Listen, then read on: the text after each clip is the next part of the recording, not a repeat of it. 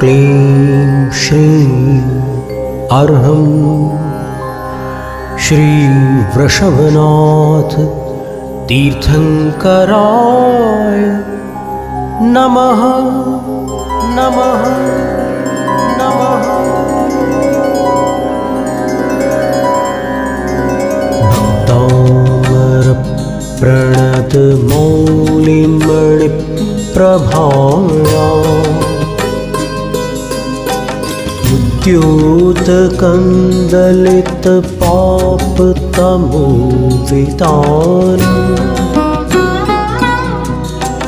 सम्यक् प्रणम्य जिनपादयुगं युगादा वालम्बनं भवजले पततां जनानाम्।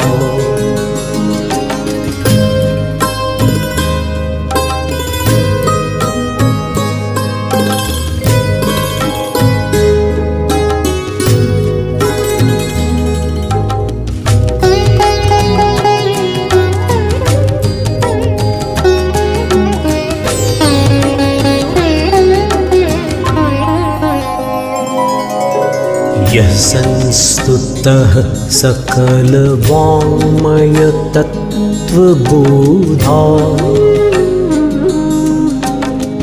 भूतबुद्धिपटुभिः सुरलोकनाथैः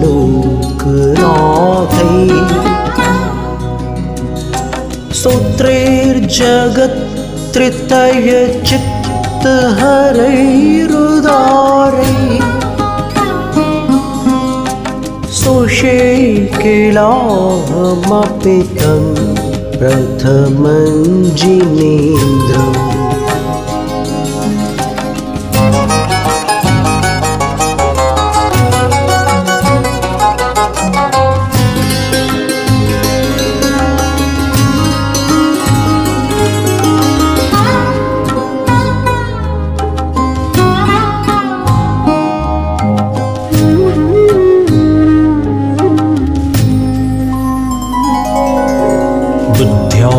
विनापि विबुधार्चितपादपीठ स्तोतुं समुद्यतमतिर्विगतत्रिपोहम् बालं विहाय जलसंस्थितमिन्दुबिम्बम् मन्यः क इच्छति जनः सहसा गृहीतुम्।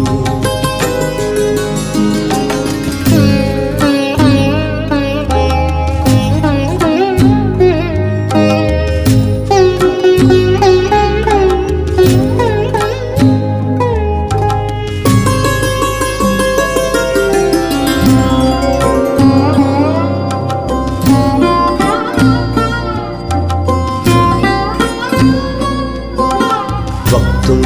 गुणान् गुणसमुद्रशशाङ्ककान्तां कस्ते क्षमः सुरगुरुप्रतिमूपि बुद्ध्या अल्पान्तकालपवनोद्धतनकृचक्रम् औवातरीतुमलमम्बुनिधिं भुजाभ्याम्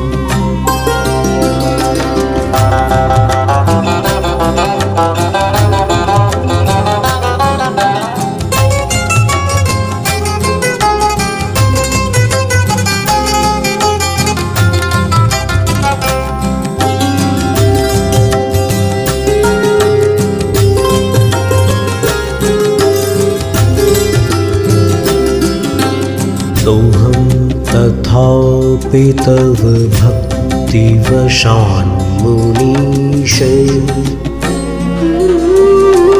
कर्तुं स्तवं विगतशक्तिरपि प्रवृत्तः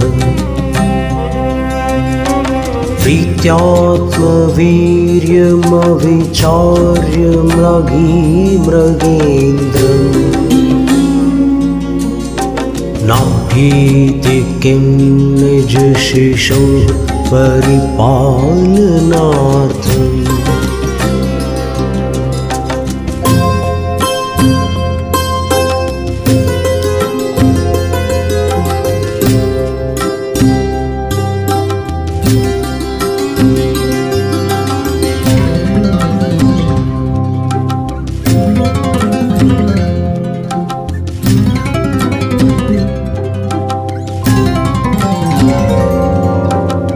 अल्पश्रुतं श्रुतवतां परिहासधाम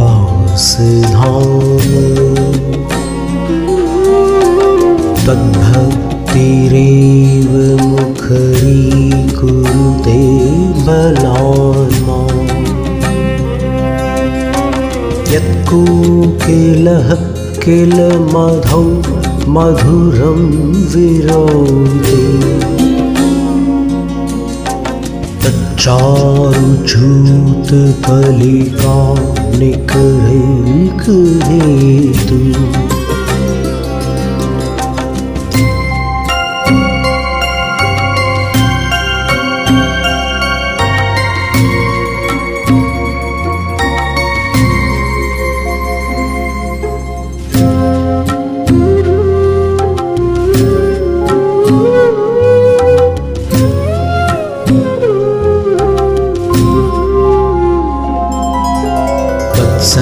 संस्तवेन भवसन्तति सन्निबद्धम्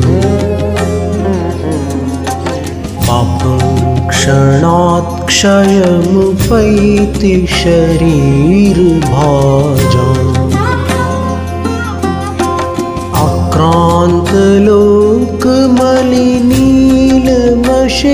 आक्रान्तलोकमलिनीलमशेषमाशु सूर्यांशुभिन्नमिव शार्वर्मन्धकारम्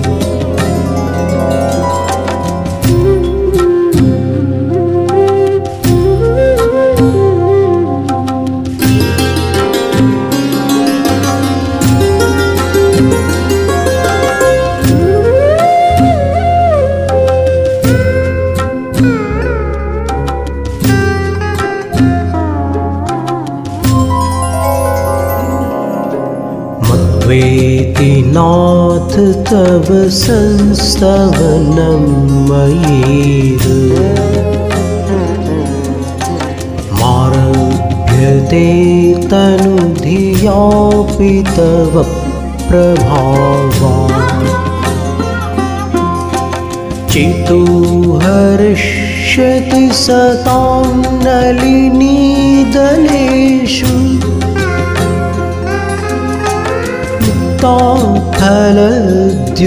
फलद्युतिमुपैति नन्दबिन्दुः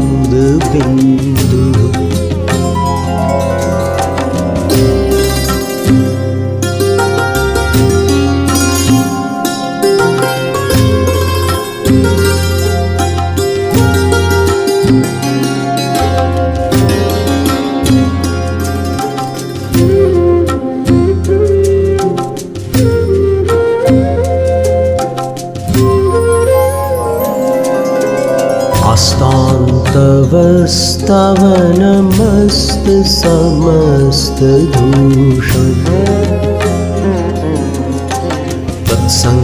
तत्सङ्कथापि जगतां दुरितानि हन्ति दूरे सहस्रकिरणः कुरुते प्रभैव पद्माकरेषु जलजानि विकासभाञ्जी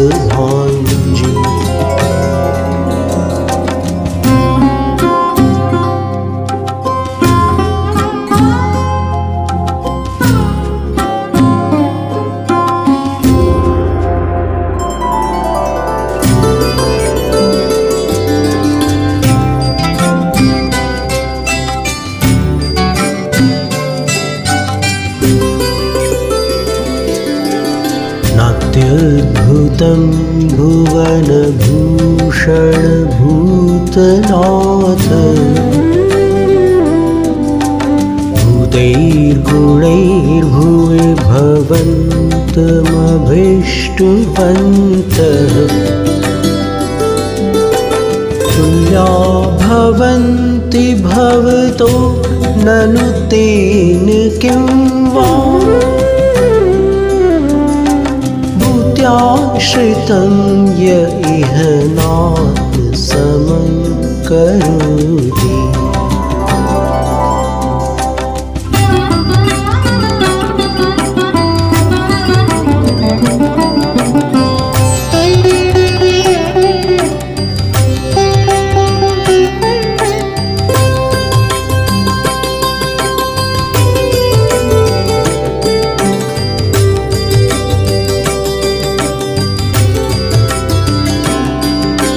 दृष्ट्वा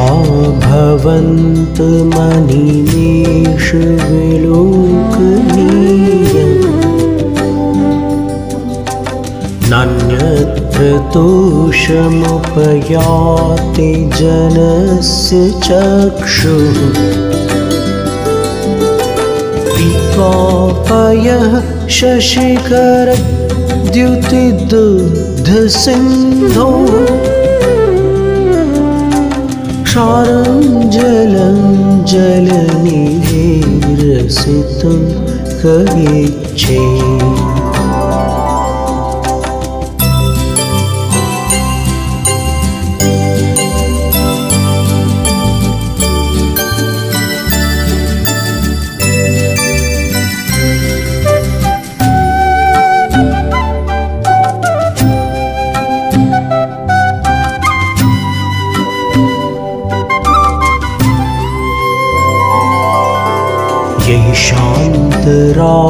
शान्तरागरुचिभिः परमाणुभिस्त्वं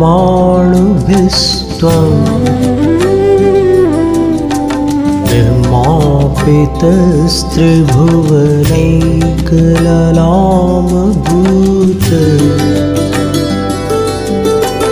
तावन्त एव खलु ते प्रणवः पृथिव्याम् यत्ते समानमपरं नैरूपमस्ति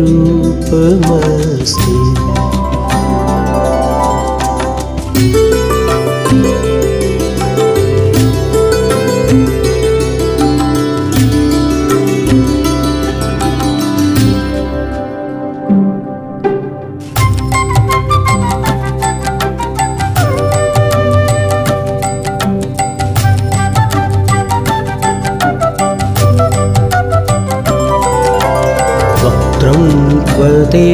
सुरनरोरगनेत्रहारी निःशेषनिर्जितजगत्त्रितयोपमानम् बिम्बं कलङ्कमलिनं क्व निशाकरस्य यद्वासरे भवति पाण्डुपलाशकल्पम्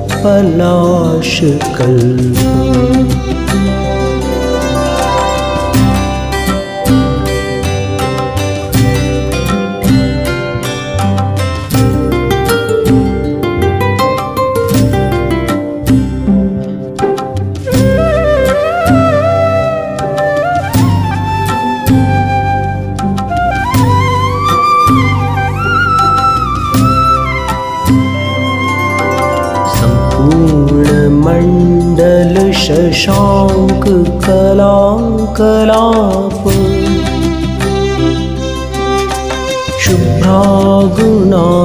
शुभ्रागुणास्त्रिभुवनं तव लङ्घयन्ति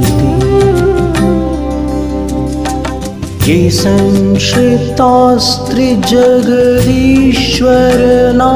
संश्रितास्त्रिजगदीश्वरनाथमेकम्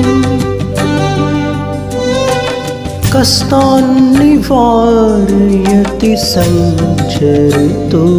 यथेष्टम्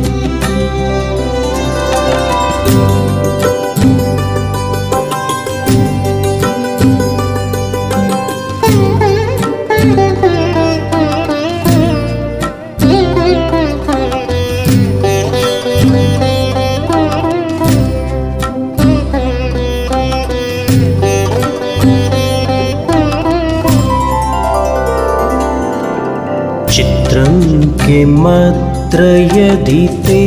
त्रिदशाङ्गनाभिर्नीतं मनागपि मनो न विकारमार्गम् कल्पान्तकालमरुता चलिताचलेन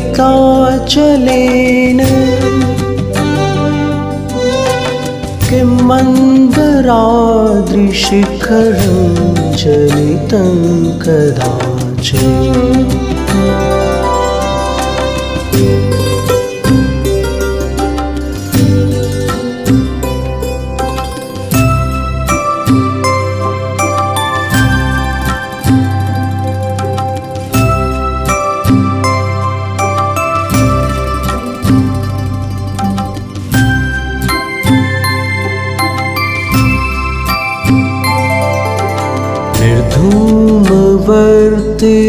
निर्धूमवर्तिरपवर्जित तैलपूरः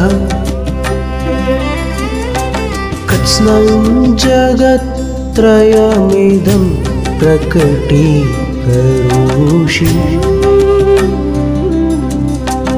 गम्यो न जातु मरुता चलिताचलानाम्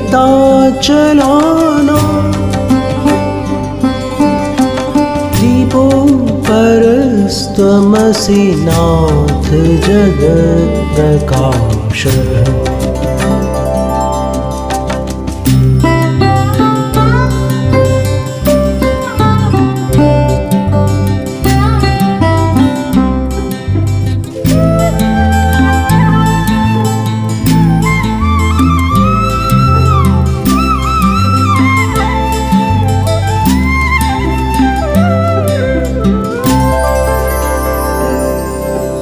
नास्तं कदाचिदुपयासि न राहुगम्यः स्पष्टीकरोषि सहसा युगपज्जलन्ति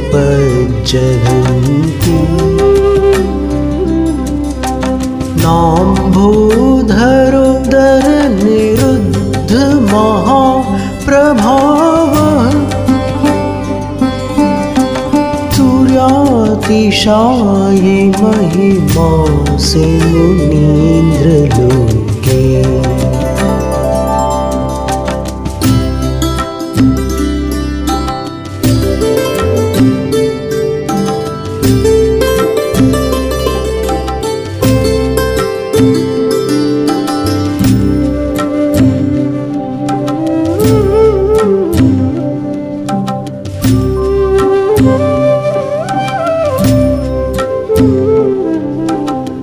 नित्योदयं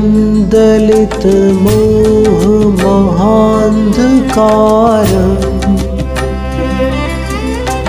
गम्यं न राहुवदनस्य न वारिधानाम् विभ्राजते तव मुखाब्जमनल्पकान्ति विद्योतय जगत्पूर्वशशाङ्कबिम्बम्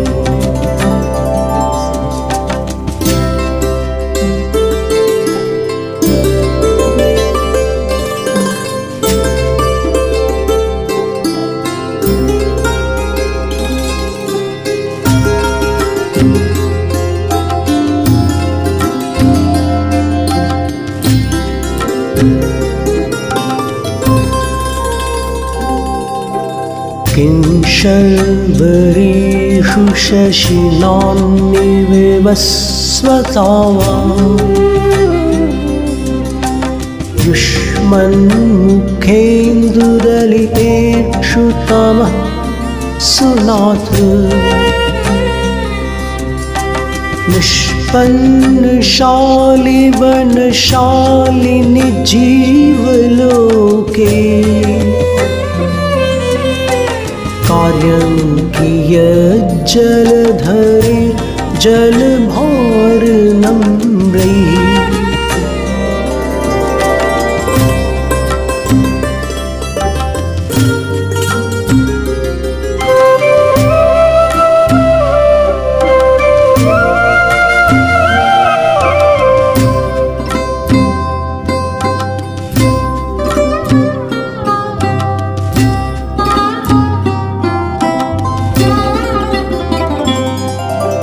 ज्ञानं यथा त्वयि विभाति कृतावकाशं नैवं तथा हरिहरादिषु नायकेषु तेजः स्फुरन् मणिषु याति यथा महत्त्वम् नैवं तु काचशकले किरणाकुलेऽपि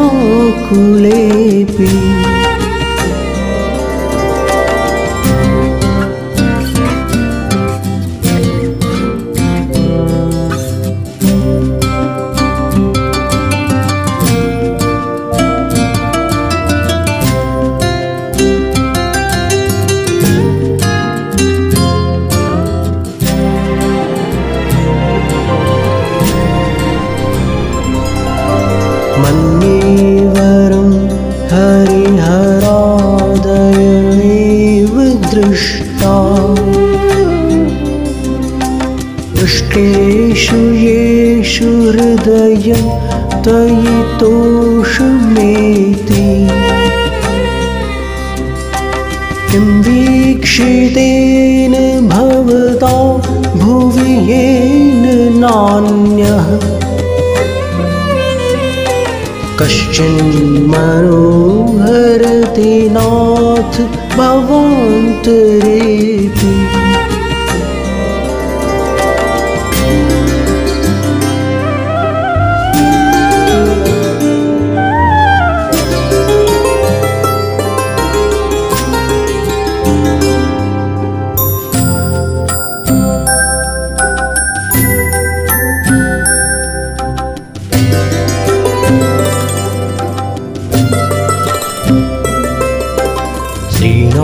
शतानि शतशो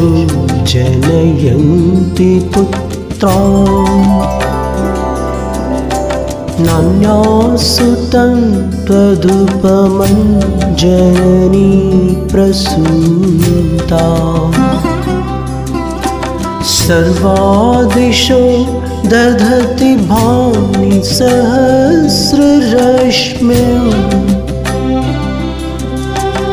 प्राच्येव दिग्जनयति स्फुरदंशुजालम्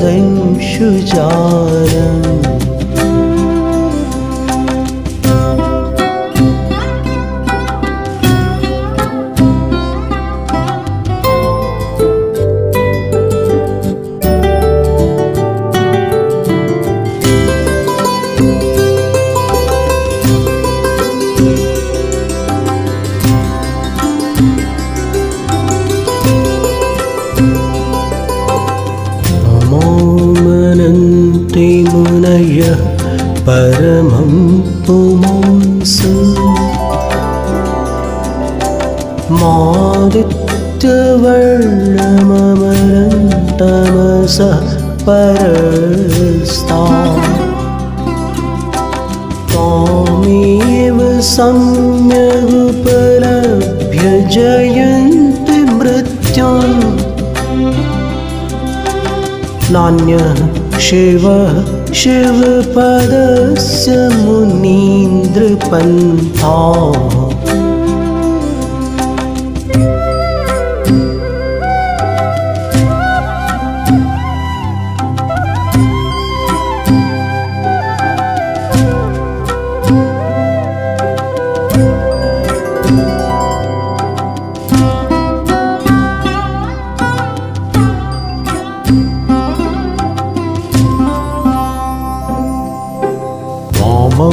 व्ययं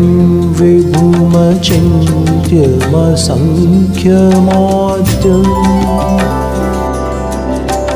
ब्रह्माण्डमीश्वरमनन्तमनङ्गकेतुम् योगीश्वरं विदितयोगमनेकमेकम् ज्ञानस्वरूपममलं प्रवदन्ति सन्तः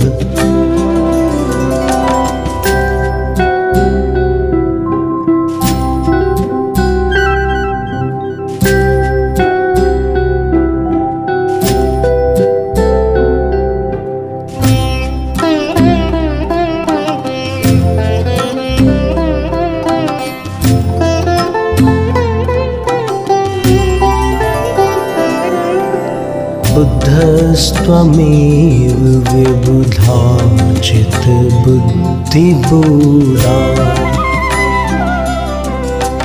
तं शङ्करोऽसि भुवनत्रयशङ्करत्वात् दातासि धीर्शिवमार्गविधेर्विधानात् व्यक्तं त्वमेव भगवन् पुरुषोत्तमोऽसि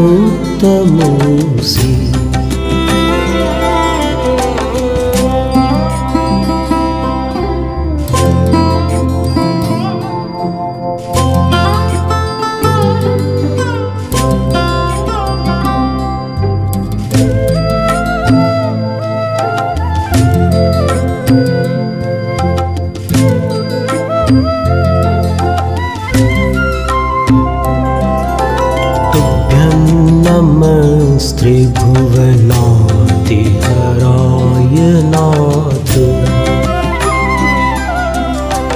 तुभ्यं नमः क्षितितरामलभूषणाय तुभ्यं नमस्त्रिजगतः परमेश्वराय तुभ्यं नमो जिनभवो दधिशोषणाय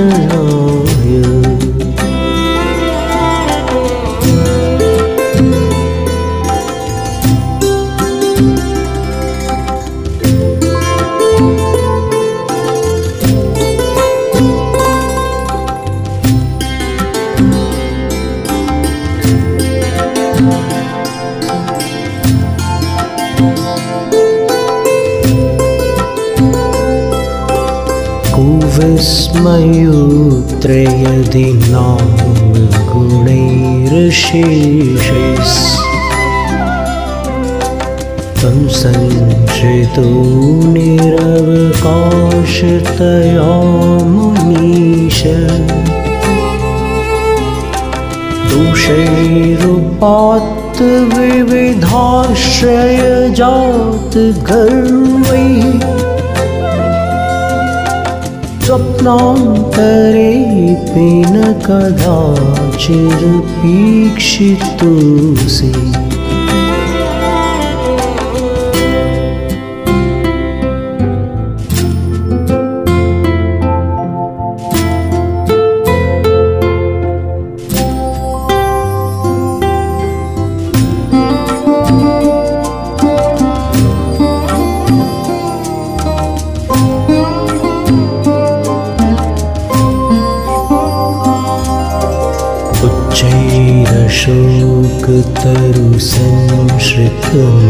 शोकतरुसंश्रितमुन्मयूख मा भाति रूपममलं भवतो नितान्तम्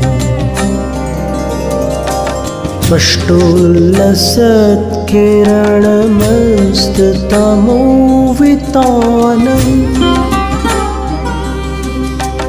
बिम्बं रवेरिव पयोधर पार्श्ववर्ती।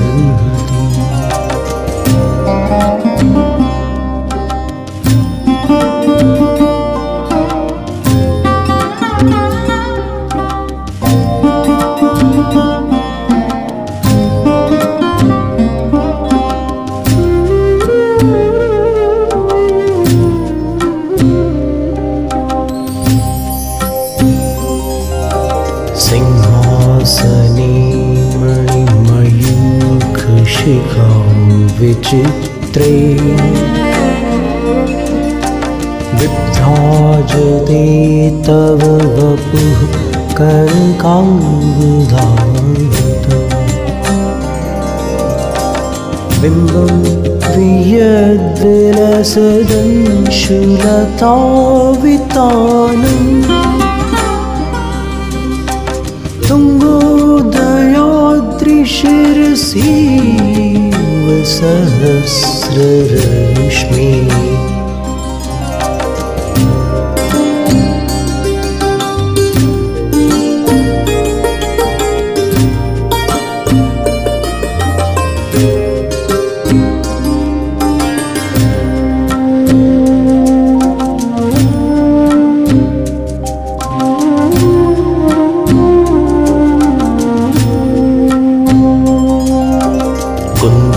कुन्दावदात चल चामर चारुशोभम्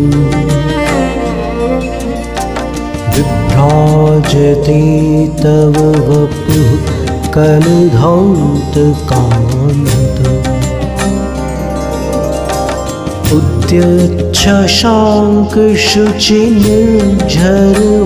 उद्यच्छशाङ्कशुचिनिर्झरवारिधार उच्चैस्तटं सुरगिरेर्विषातकौमुदम्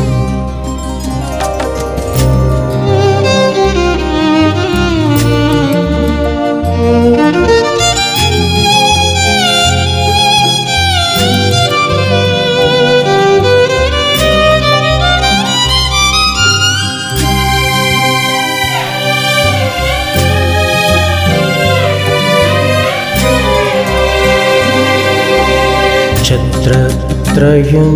तव विभाति शशाङ्ककान्त उच्चैः स्थितं स्थगितभानुकरप्रतापम्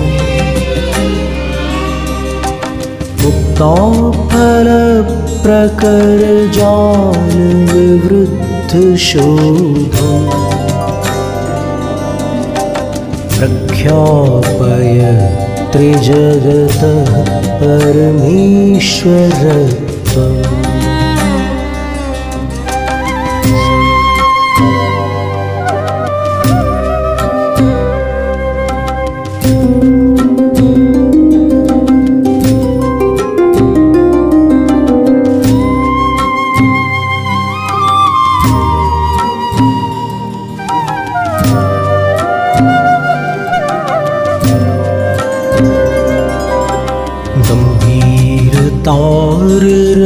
गम्भीरताररवपूरित दिग्विभागस् त्रैलोक्यलोकशुभसङ्गमभूतिदक्षः सद्धर्मराज जयभूषण घोषकः सन् हेदुन्दुभिर्भनति ते यशसः प्रवादी।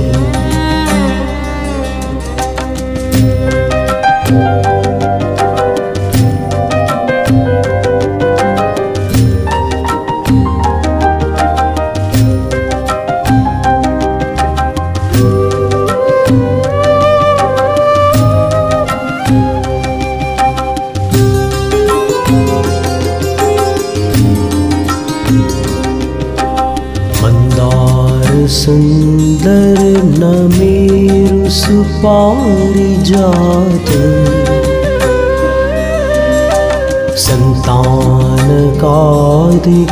संतानकादिकुसुमोत्कर वृष्टिरुद्घा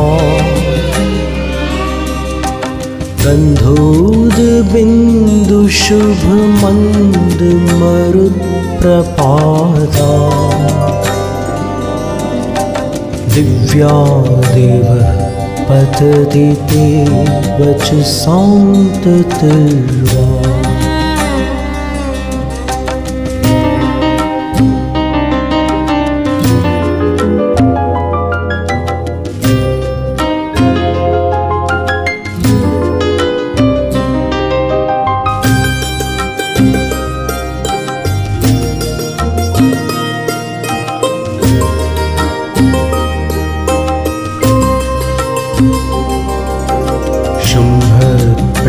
प्रभावलय धूरि विभोस्ते लोकत्रये द्युतिमतां द्युतिमाक्षिपन्ति प्रोद्यद्दिवाकरनिरन्तर भूरि संख्या दीप्त्या जयत्यपि निशामपि सौम्या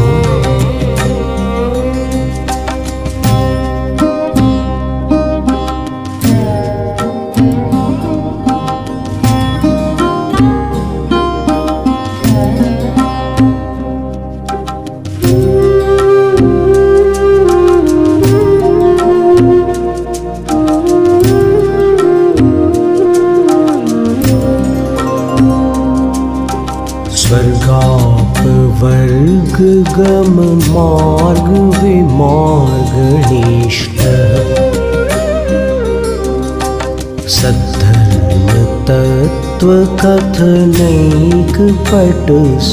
सद्धर्मतत्त्वकथनैकपटस्त्रिलोक्याः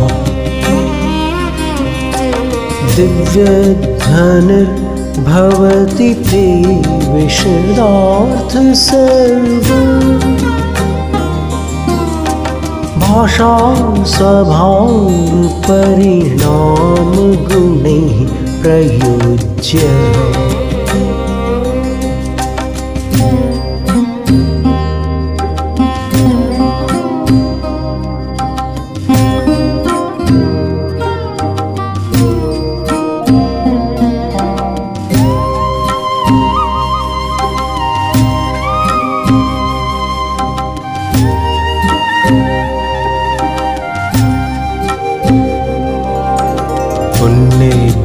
हेम नव पंकज पुंज कांति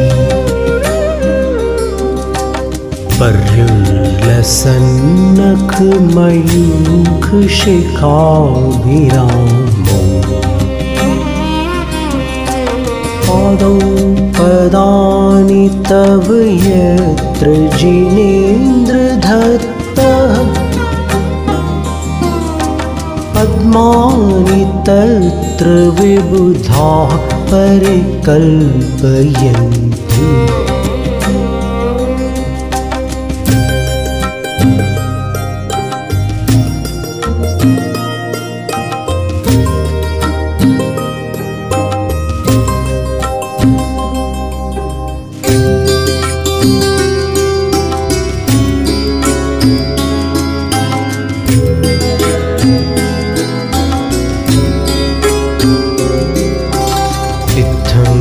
यथा तव विभूतिरभूजिनेन्द्र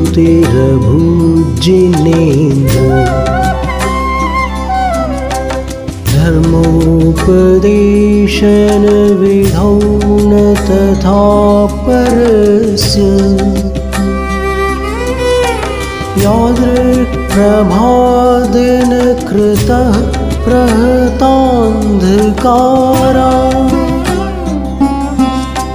तादृक्कुतो ग्रहगणस्य विकाशिनोऽपि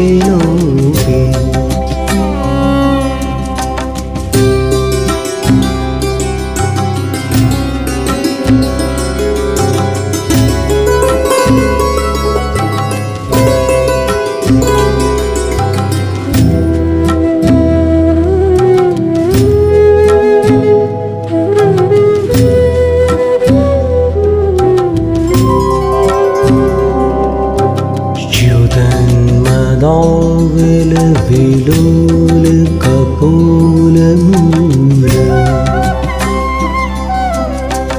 मत भ्रमरनाद विवृद्ध कोपम्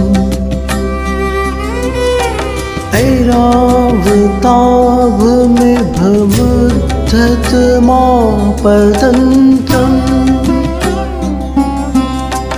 दृष्ट्वा भयं भवति नो भवदाश्रितानाम्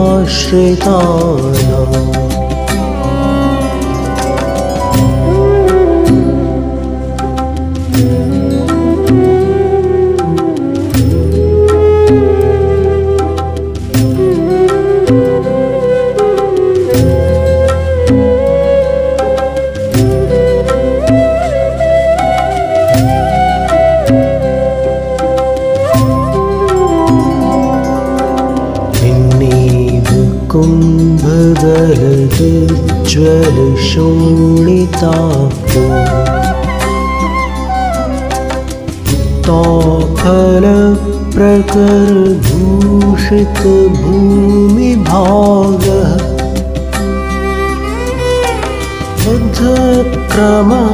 क्रमगतं हरिणाधिपोऽपि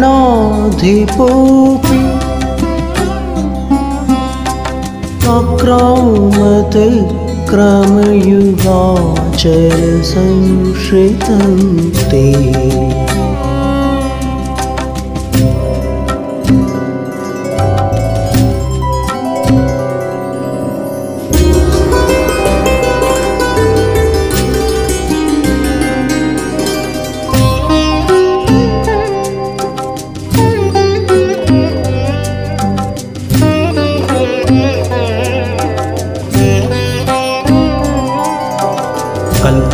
कल्पान्तकाल पवनोद्धत वह्निकल्पम् दावानलं ज्वलितमुज्ज्वलमुत्स्फुलिङ्गम् विश्वं जिघत्सुमिव सम्मुखमापतन्तम्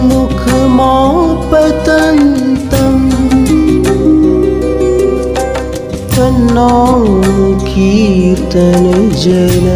शमयत्यशेषम्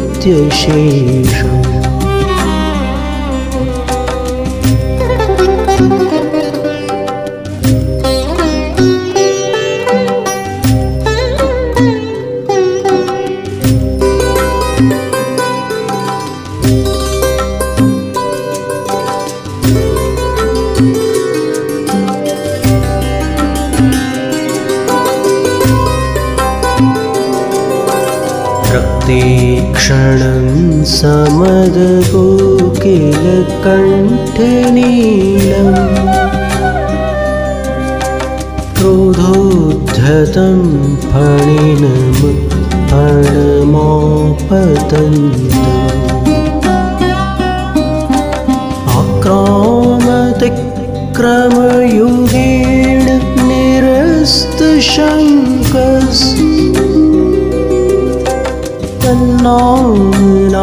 नागदमनि हृदयस्य पुंसः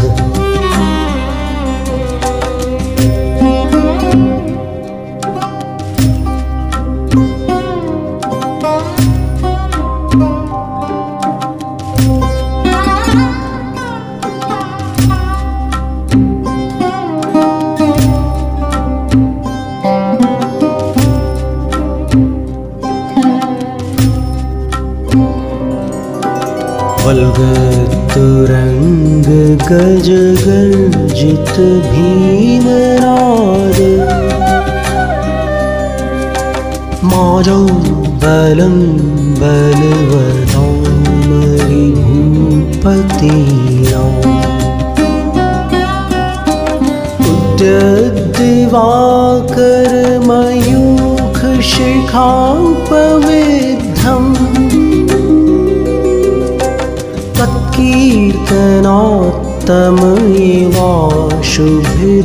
तत्कीर्तनोत्तमैवाशुभिदामुपैति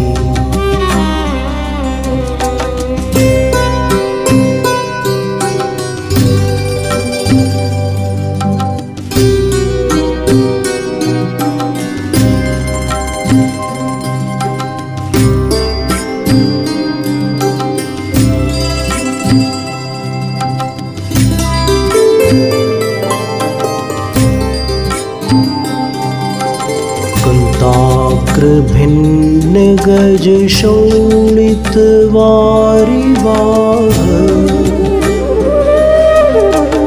वेगावतार तरणातुर योध भूमे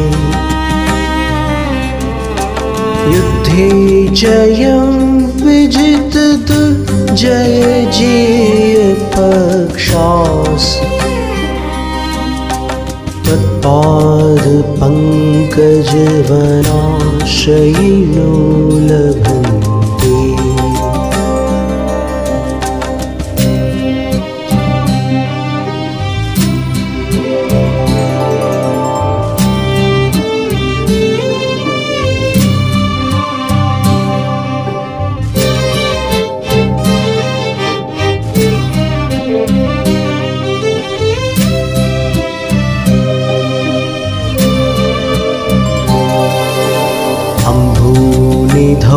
क्षुभित भीषण नक्र चक्र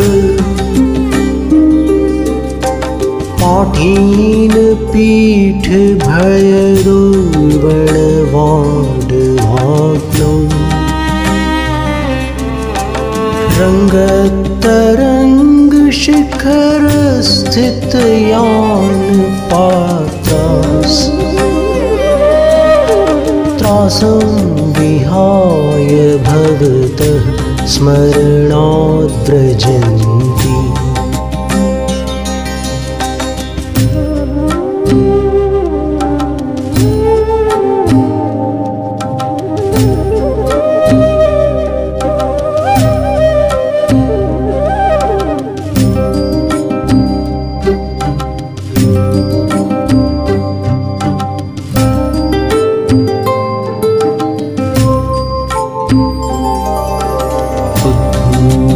भीषण जरुदर भार बुद्धना शौचां दशामुपगताश्च्युत जीविताशाः तत्पाद पंकज रजो मृत दिग्धदेहा मर्त्या भवन्ति मकरध्वज तुल्यरूपा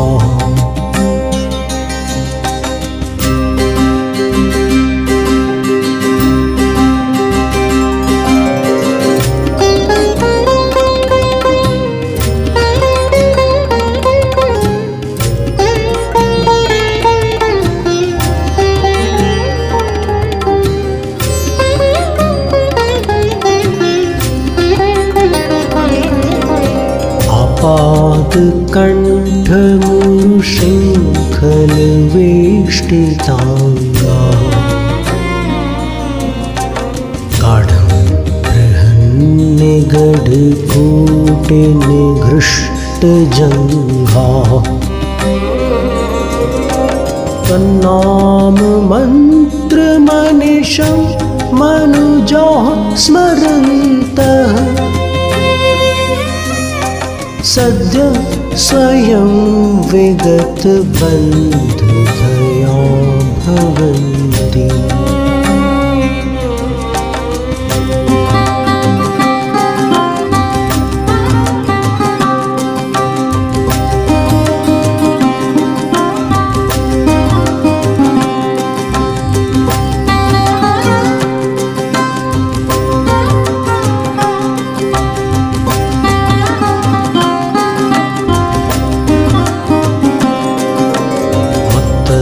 द्विपेन्द्र मृगराज दवान लाही संग्राम वारिधि महोदर बंधनोत्थम तस्याशुनाशमुपयाति भयं भीव यस्तावकंस्तवमिमं मतिमानधीते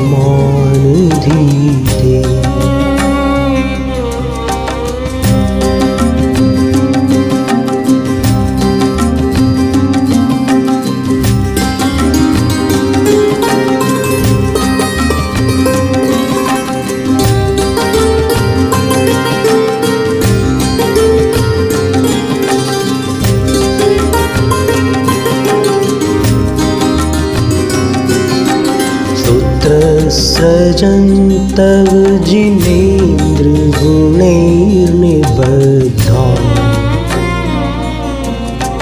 भक्त्या मया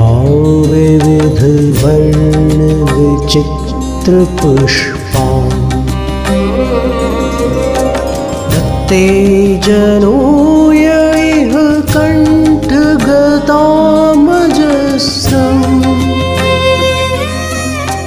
तम्मानतुङ्गमवशासमुपैति लक्ष्मीः